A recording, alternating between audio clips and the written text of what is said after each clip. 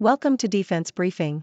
The content of the briefing includes Ukraine latest, Moldova bans pro-Russia party from local polls. U.S. bolsters Yokota Air Base defenses with microgrid. Ukraine situation report, meet Kiev's new assault breacher. Weekend time schedule. Israel's fortified underground blood bank processes unprecedented amounts as troops move into Gaza. Ukraine latest, Moldova bans pro-Russia party from local polls. Nikkei Asia. Russian forces are focusing on capturing the coking plant in the key eastern Ukrainian town of Avdiivka, according to the town's mayor, Vitaly Barabash. He stated that a new wave of attacks is expected to start soon, once the ground dries out. Russian forces have been intensifying their attacks in an attempt to gain control of contested regions in Ukraine. Meanwhile, Ukraine has appointed a new commander for its special forces, replacing the previous officer without providing an explanation for the change. The U.S. has announced its 50th tranche of military equipment for Ukraine, including air defense capabilities, artillery ammunition, and anti-tank weapons. The U.S. has committed over $44.8 billion in security assistance to Ukraine since Russia's invasion in February 2022. In response, Russia dismissed the new U.S. sanctions, stating that it would never be defeated by the U.S. Russian President Vladimir Putin blamed the U.S. for the conflict in the Middle East, accusing the U.S. of wanting constant chaos in the region. U.S. bolsters Yokota Air Base defenses with microgrid. Nikkei Asia. The U.S. Air Force has awarded a $406 million contract to Schneider Electric to install a 10 megawatts combined heat and power plant and microgrid at Yokota Air Base in western Tokyo over the next 4 years. The facility, which allows the base to operate autonomously in the event of an attack on its main energy source, will be maintained by Schneider for the next 21 years. The system will cut the base's energy and water costs by 29.3%, saving $12.3 million annually, according to Schneider. Ukraine situation report, meet Kiev's new assault breacher. Yahoo! The Ukrainian military has been given an M1150 assault breacher vehicle, ABV, which will be used to help clear a number of minefields. The vehicle is described as a highly mobile and heavily armored minefield and complex obstacle breaching system and has a unique turret with 2 linear demolition charge systems and an integrated vision system. The M1150 ABV is not specifically mentioned on the list of items sent to Ukraine by the U.S., but it is believed to fall into the category of mine-clearing equipment. Ukraine previously received 31 Abrams main battle tanks from the U.S., with which the M1150 ABV shares the same hull. The U.S. Marines were in the process of divesting themselves of the ABVs, but Ukraine will find them useful in its defense against Russia, where heavy minefields have hindered its counteroffensive. Weekend time schedule. Associated Press. An article published on the Beijing Youth Daily has said that China's leading smartphone brand, Huawei, and its Chinese rival Xiaomi have both overtaken Apple for the first time in terms of global smartphone sales. Both Chinese companies have focused on the low-end market, while Apple has focused on the high-end. The report also showed that China now makes up 26% of global smartphone shipments, up from 12% in 2013, while Apple's market share has declined to 12.6% from 15.6% in 2014. Israel's fortified underground blood bank processes unprecedented amounts as troops move into Gaza. Associated Press. Israel's new fortified blood bank, the Marcus National Blood Services Center, has been providing tens of thousands of units of blood since the recent attacks by Hamas militants. The $135 million facility, located 15 meters underground, is protected from rockets and missiles, ensuring that blood processing can continue during times of conflict. The center has the capacity to store almost twice the amount of blood as its predecessor and has processed more blood than has ever been held in Israel's reserves. The center is preparing for a potential surge of casualties as Israeli troops advance deeper into the Gaza Strip. Ukraine appears to be pulling off the Anaconda Plan. Yahoo! Ukraine's current slow, grinding strategy against Russian-backed rebels is beginning to resemble the U.S. Anaconda Plan during the Civil War, and could result in victory for Ukraine. Similar to the Union's tactics in the Civil War, Ukraine's strategy involves slowly chipping away at the defensive lines with small teams of infantry, as well as targeting Russia's Black Sea Fleet and attacking the Russian bridges into Crimea. Although it will take time, this could eventually degrade morale and prevent Russian unit rotations, leading to a Ukrainian victory. Democratic Representative Tlaib accuses Biden of supporting Palestinian genocide and warns of political ramifications. CNN. Democratic Representative Rashida Tlaib accused President Joe Biden of supporting a Palestinian genocide and warned that Americans will remember this when he is up for re-election next year. Tlaib has been the most outspoken critic of Israel in Congress since her election in 2018, and has called for an end to the blockade, occupation, and apartheid system in Palestine. Biden has resisted calls for a ceasefire, instead supporting humanitarian pauses to allow for the release of hostages held in Gaza. Maine gunman was likely dead 8 to 12 hours when found, official says. Yahoo! Robert Card, the gunman responsible for killing 18 people in Lewiston, Maine, last month, had likely been dead for 8 to 12 hours before his body was discovered on October 27. His body was found with a self-inflicted gunshot wound at a recycling center. The authorities had searched the property twice the previous day but failed to locate him. The shooter was an Army reservist who opened fire at a bar and a bowling alley before fleeing. President Joe Biden and First Lady Jill Biden visited Lewiston to honor the victims and call for greater restrictions on gun ownership. We have nothing, families seek safety from bombs inside Gaza hospitals. Al Jazeera. As the war in Gaza continues, hundreds of Palestinian families are setting up temporary homes in hospital common areas.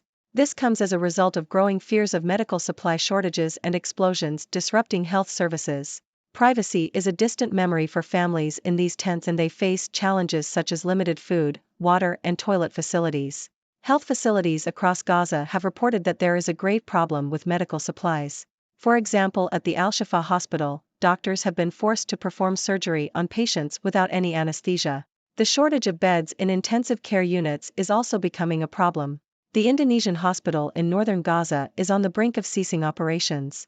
The Al-Shifa hospital may soon be unable to admit more patients or treat injuries.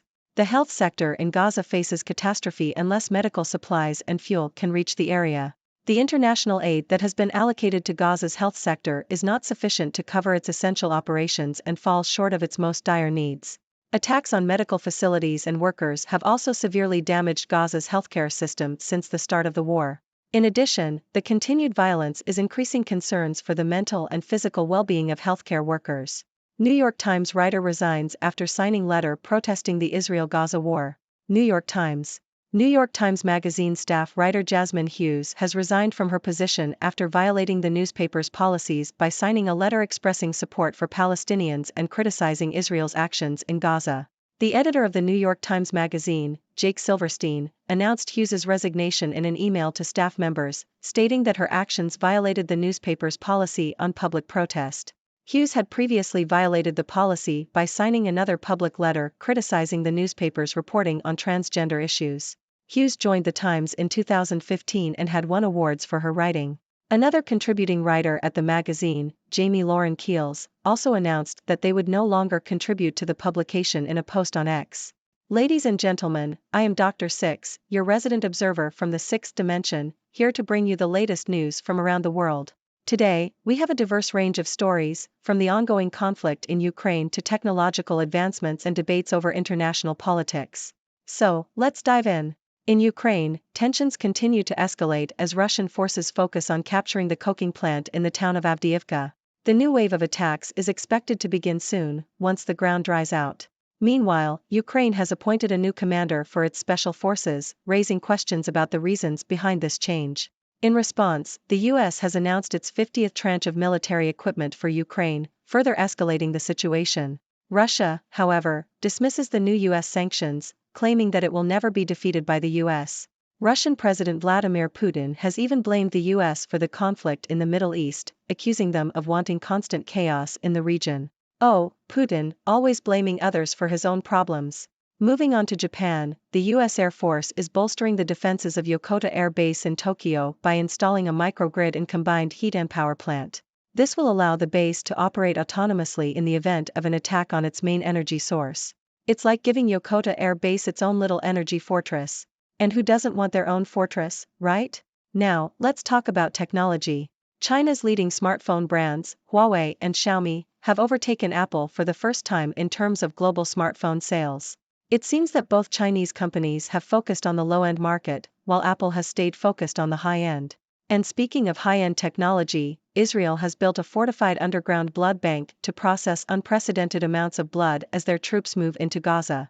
It's like a high-tech blood-saving superhero lair. Seriously, though, it's a crucial development to ensure that blood processing can continue during times of conflict.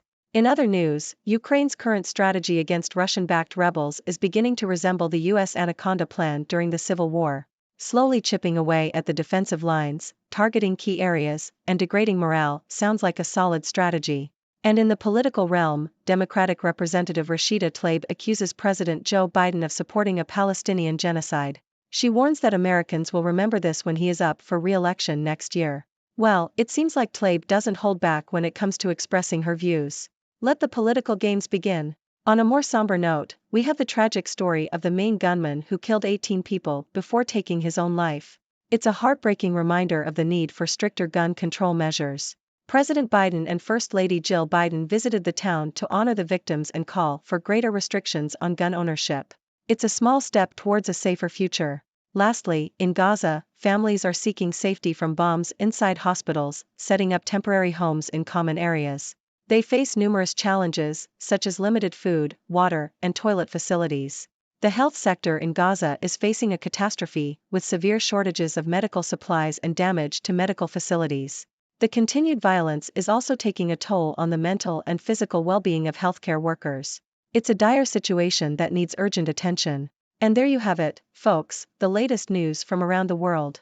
From conflicts and technological advancements to political debates and human tragedies, our world never fails to surprise us. Now, it's your turn to join the conversation. What are your thoughts on these stories? Do you have any questions? Let's discuss. Thank you for tuning in.